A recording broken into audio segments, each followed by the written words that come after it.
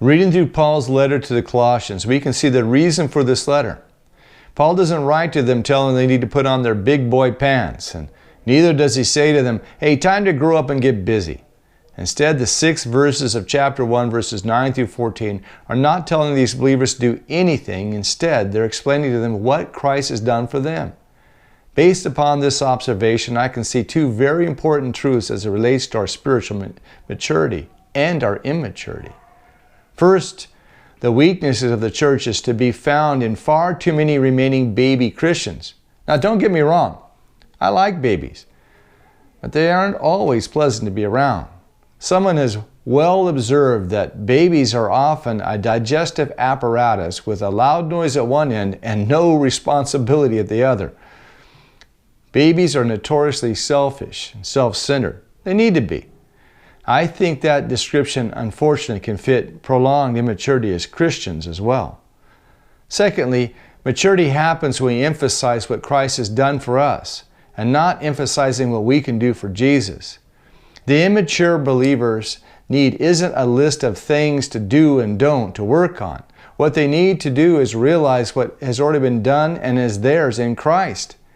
Paul spends these 4 chapters telling these Colossian believers what they have won, when they have won it, in the beginning of the relationship with Jesus. And the second half of verse 9, Paul's prayer for the Colossian believers is that they be filled with the knowledge of His will and in all wisdom and spiritual understanding. The one thing he asks for us is that the Colossians might come to understand God's will. As such, we know that the chief aim of a believer's life ought to be to know God's will. Now, many Christians think that the will of God is somehow a sort of a spiritual itinerary whereby God instructs us on where to go and what to do.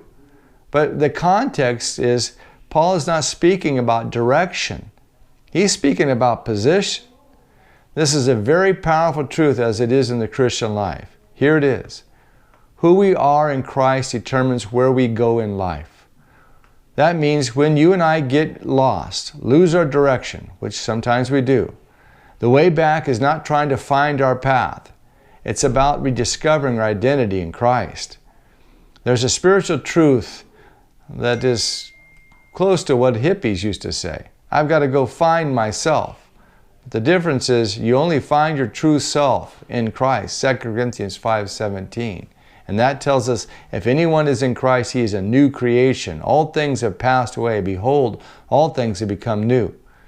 No wonder we feel a bit lost in our new relationship with Christ at times. God has made us into something different than we once were. The more we understand who we now are and what God has done for us, well, it makes us and change our behavior more automatically. In verse 10, we see that the outcome of those 2 discoveries will enable our spiritual itinerary in God's will. We'll have to be heading the right direction first. D.L. Moody once said, every Bible should be bound in shoe leather. And that's a good word. But saints, before we can put on our shoes and get going, let's make sure we're on the right path. Blessings. This has been Pastor Dale.